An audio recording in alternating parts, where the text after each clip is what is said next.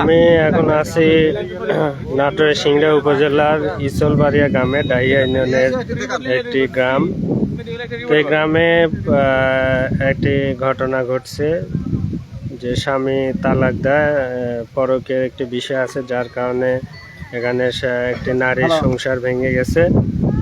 পাশাপাশি স্বামী এবং তার প্রেমিক দুইজনই পলাতক, দুইজনই নিখোঁজ, দুজনকে খুঁজে পাওয়া যাচ্ছে না। আর মেয়েটি বর্তমানে তার প্রেমিকের বাড়িতে অবস্থান করছে, এরকম একটা অবস্থা, এবং সে অসুস্থ হয়ে পড়ছে 3 দিন থেকে এখানে।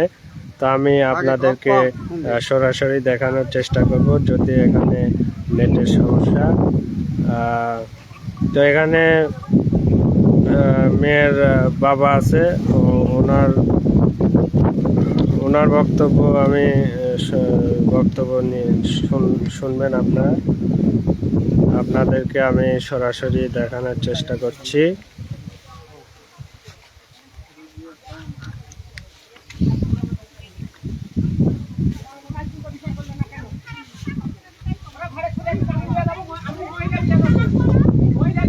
কাকু,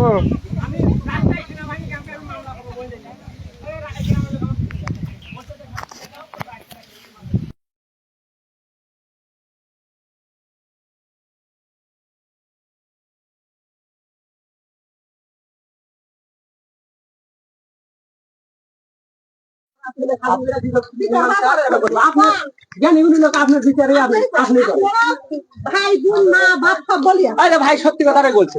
হ্যাঁ ভাই, আপনার এটা এলাকার আর কি প্রতিবেশী বলেন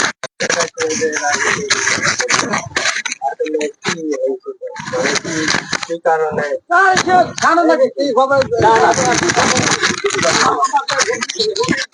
এই কোথার করে ভাবতে তাহলে ইউনিয়ন করে বাচ্চা যদি জীবন মরণের সমস্যা আমার ভিটি মরে। আচ্ছা, আমি আগে আপনাদেরকে দেখাবো যে এটা হচ্ছে প্রেমিকের ঘর। এখানেই মেয়েটি বর্তমানে অসুস্থ অবস্থা আছে, স্যালাইন চলছে, তাই অসুস্থ হয়ে পড়েছে। এবং এখানে আচ্ছা, আপনি তো শাহিনের মা, তাই না? আচ্ছা, কি ঘটনা বলেন তো? আপনি সত্যি কথা বলবেন, মিথ্যা মশালিশে আর কি, এটা আমরা জানতে পারছি। আচ্ছা, আপনি কি মেয়ের মা? হ্যাঁ, আপনার মেয়ের নাম কি? তানিয়া। উনি তো অসুস্থ, তো আপনারা চিকিৎসা করাবেন না? চিকিৎসা না করাইলে হয় বাবা? চিকিৎসা এখন আপনারা কি চাচ্ছেন? আমরা কি চাচ্ছি বাবা? আমরা সুষ্ঠু বিচার চাচ্ছি। তোমরা সুষ্ঠু বিচার তোমরা করে দাও। আমার ছেলে অক্সারা বাঁচবি না, ওই অক্সারা বাঁচবি না। আজকে 3 দিন হলে আপনার মেয়েকে তালাক দিতে শুনলাম, তো এটা কি তালাকের কপি পাইছেন আপনারা? পাইছেন? মেয়ের কি স্বাক্ষর আছে? মেয়ের সাক্ষর জোর করে আমার স্বামী আসছিল না বাবা, আমার স্বামী আসছিল না, আমার 2 জামাই আসছিল, জোর করে এরা এই গ্রামের প্রধানরা জোর করে আমার জামাইকে চিনি স্বাক্ষর লিয়া দিছে, স্বাক্ষর দিছে। আপনার জামাই আছে কি? জামাইয়ের কাছে যেহেতু আপনারা ছিলেন না, আপনি তো মেয়ের বাবা, আপনি আসেন না? ওই আসেনি, আমি আসিনি। জোর করে হলো কিনা, জোর করে স্বাক্ষর নিছে কিনা, এই বিষয়টা আমাদের ক্লিয়ার হওয়া দরকার। আমার জামাই গে কোনো করছে, মোবাইল করে করছে, আমার কোনো বেড়াইবার দিচ্ছে না, আমার কিছু করে দিচ্ছে না, এই জোর করে এরা স্বাক্ষর নিয়ে আমার ছেড়ে দিচ্ছে।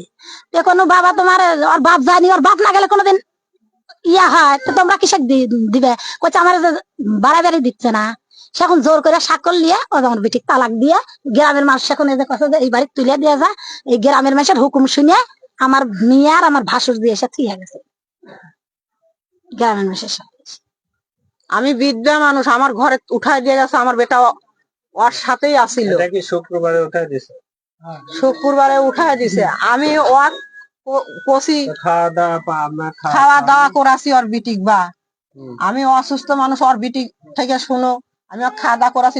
দুজনে ছাড়া বাঁচিচ্ছে না, ওর ঘরের থেকে বাই করে নিয়ে যাবার চাইছি যে তোমার মায়ের বাড়ি যাও, ছেলে ওখানে মোবাইল করে নিয়ে এসে তোমাকে কালমা পড়া দিব, বড় বেটার বই ভাত দিবি না। তাহলে এবার তোকে ভাত দিবি, তাহলে তোরা দুজন কইরা কিনা খাবগা। বড় বেটার বউ কইতে আমার স্বামী একটু ভিক্ষা দিয়ে দেবো, আমার দুইটা ছল আছে, আমার মায়েরা যে কটা জিনিসপাতি দিছে এই কটা জিনিসপাতি খালা আমাকে দিয়ে দেন, আমি লিয়ে খেয়ে চলে যাবো।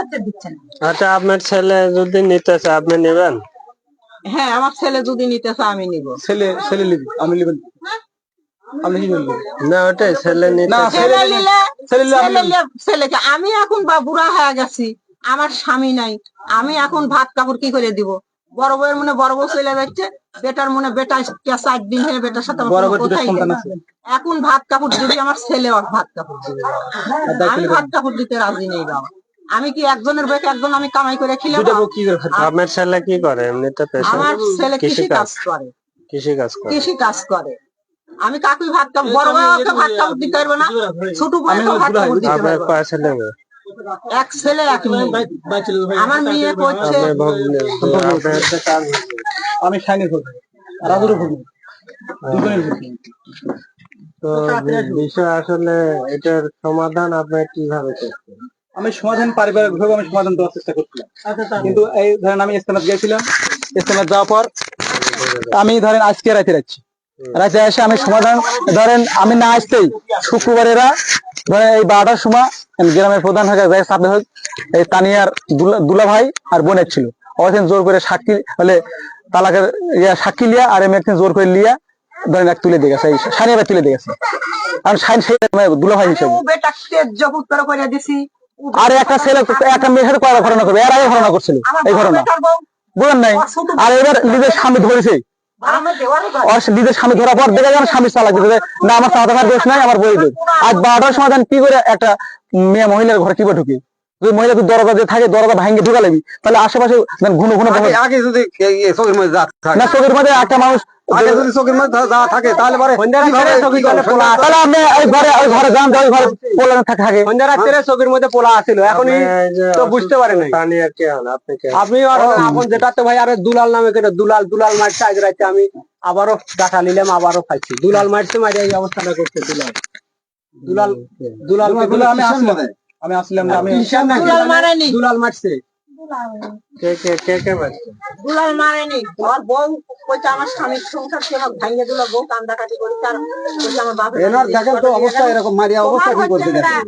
আমার 10টা মারেন তো আমার ওরকম অবস্থা হয় নাকি? এখন মারেন কে মারবেন? অবস্থা দেখেন, এরকম অবস্থা হয় নাকি? ভিক্ষা দিয়ে গেল 20টা মারেন আমার, দেখেন তো এই অবস্থা হয় নাকি? তুই আমার স্বামীর ঘর আমার ভাঙিয়ে দিল, আমার দুইটা ছয়, আমি দুইটা ছয়লে আমার বিটির তো সংসার ভেঙে গেল। এত কথা নাই, চোপ একদম চুপ। আপনার মেয়ে তো আবার এই অবস্থাটা করছে, সংসার কি ভাঙবে? সংসার কি ভাঙবে? বউ আছে, সব আছে, সবই আছে, কিন্তু ওই যে একবার সব শেষ করে দিল।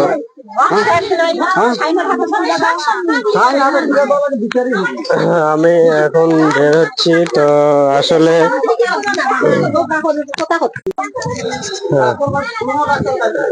হ্যাঁ, আপনারা শুনলেন এতক্ষণ অনেকের বক্তব্য শুনলেন যে আসলে পরকীয়ার কারণে একটি নারীর সংসার ভেঙে গেছে এবং সে তাকে এলাকার লোকজন তার প্রেমিকের বাড়িতে উঠায় দিছে। সে এখন মেয়েটিও প্রেমিকের বাড়িতে আছে এবং তাকে নিয়ে সংসার করতে চায়। এরকম এখন এই বিষয়টা আসলে কিভাবে সমাধান হবে এবং সবাই সুষ্ঠু বিচার চায়, তো আমরা চাই যে এটা সুষ্ঠু সমাধান হোক। তো ধন্যবাদ সবাইকে, লাইভে যারা যুক্ত ছিলেন সবাইকে ধন্যবাদ। ঠিক ইয়ে করে